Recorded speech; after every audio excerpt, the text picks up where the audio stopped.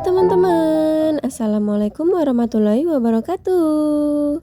Kembali lagi ya sama aku, tentunya di channel YouTube Sinta Astia. Teman-teman semua, apa kabarnya nih? Semoga kita selalu dalam keadaan baik dan sehat selalu. Amin.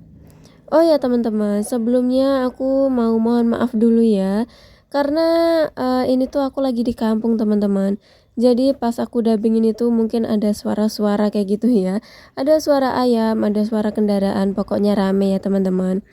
Tapi mudah-mudahan backsound ini tuh tidak mengganggu teman-teman semua ya dalam menyimak video aku ini. Mudah-mudahan menjadi backsound yang dirindukan gitu ya, karena suasana kampung itu ya ada vibesnya sendiri gitulah ya teman-teman.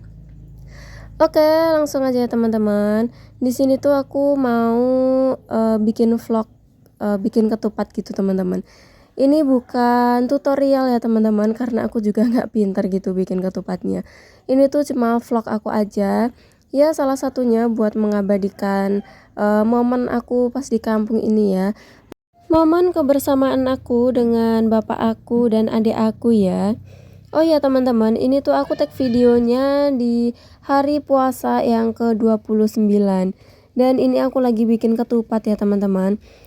Dan beberapa jam lagi tuh kita udah sampai di hari kemenangan ya teman-teman, atau hari lebaran insya Allah. Ya kalaupun salah berarti ya lusanya gitu ya teman-teman.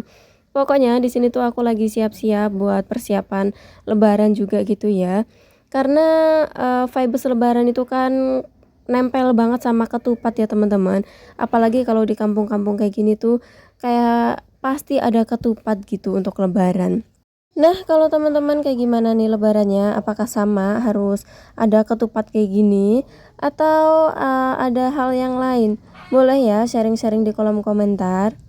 Oh ya, dan kalau aku sendiri tuh ya teman-teman, kalau misalkan lebaran di kampung, ini pasti wajib banget ada ketupat kayak gini.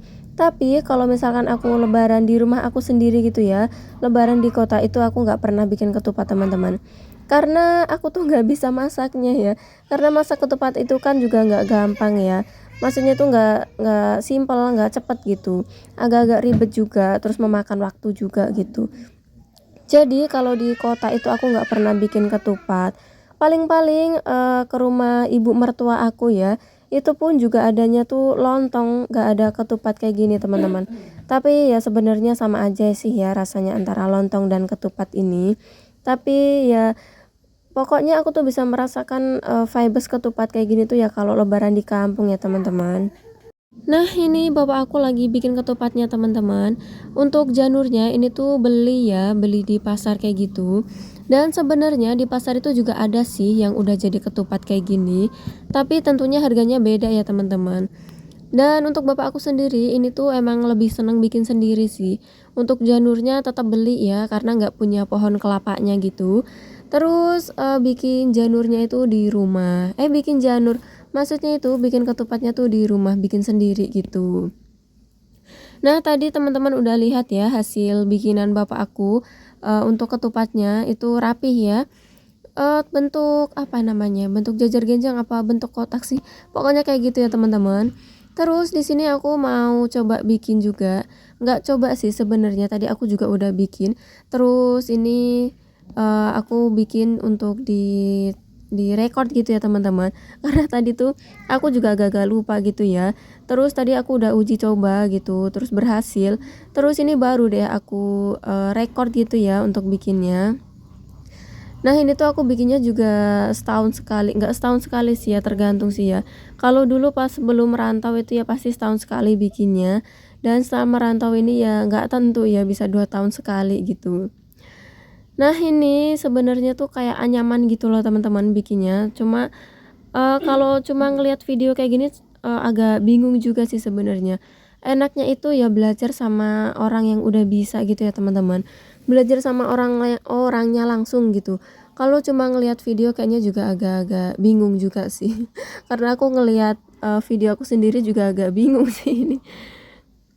Terus ini tuh kalau lagi beruntung gitu ya teman-teman, itu tuh bisa langsung ngeset gitu loh pas baru dimasukin, baru dianyamin gitu. Terus kan harus diituin lagi ya, apa sih namanya ya, ujungnya itu harus dianyam-anyam lagi gitu loh teman-teman. Itu pokoknya kalau lagi beruntung itu langsung ngeset itu enak banget, bisa langsung jadi gitu.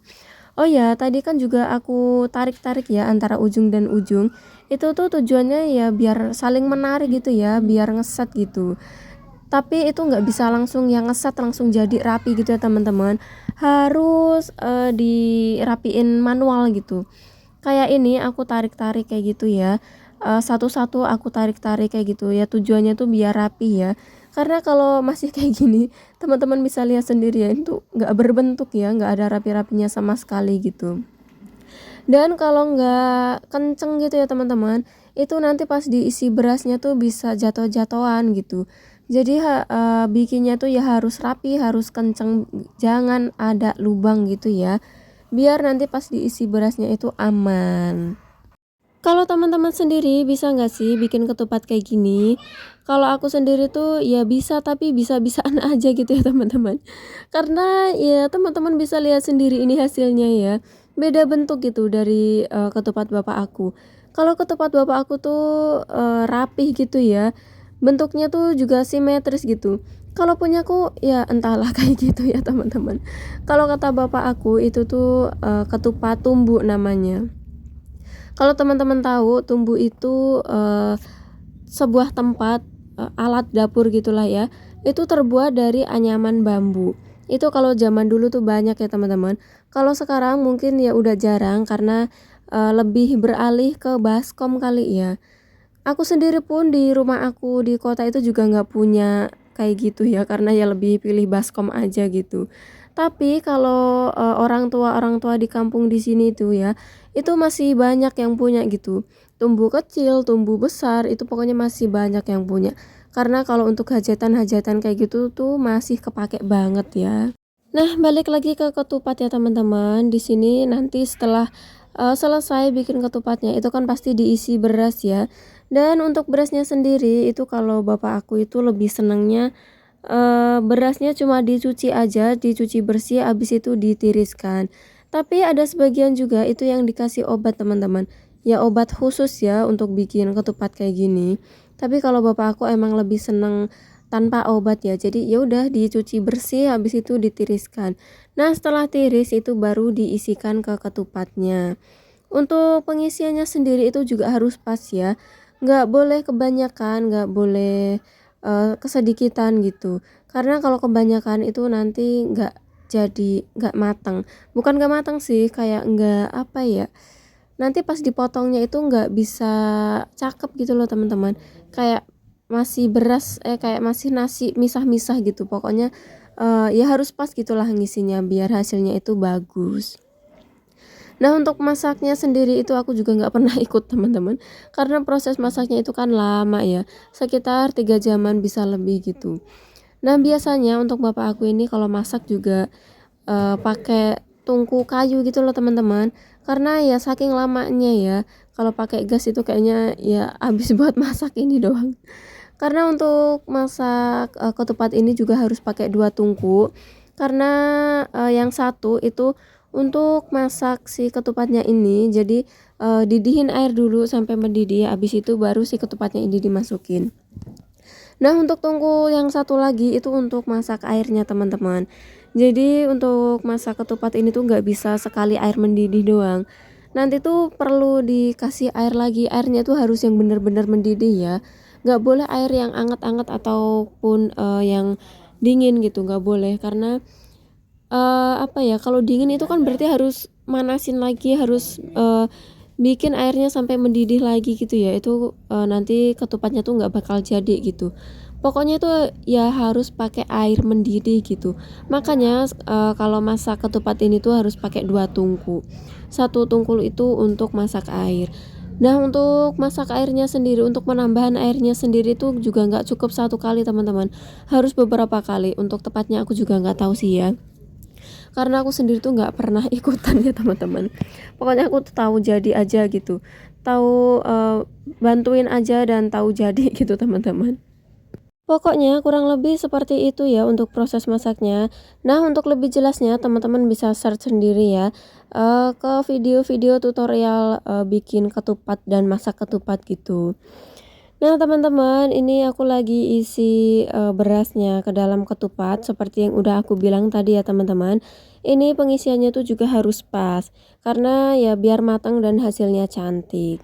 Oh ya, teman-teman, untuk video aku berakhir sampai di aku, isi beras ke dalam ketupat ini ya, nggak sampai ke masak karena untuk proses masaknya tuh lama banget ya, teman-teman, jadi nggak aku record. Cukup sekian dulu video dari aku, teman-teman. Aku ucapkan terima kasih banyak untuk teman-teman yang udah nontonin video aku ini. Dan juga aku ucapkan minal aizin wal faizin. Mohon maaf lahir dan batin kepada seluruh teman-teman online aku. Mudah-mudahan nanti setelah hari kemenangan atau setelah hari lebaran, kita bisa bertemu lagi dengan lembaran yang baru, dengan kondisi yang lebih baik dan hati yang lebih bahagia. Amin. Dan jangan lupa untuk supportnya ya, teman-teman, dengan cara tekan tombol subscribe, like, komen, dan juga boleh di-share. Sampai jumpa di video selanjutnya. Bye.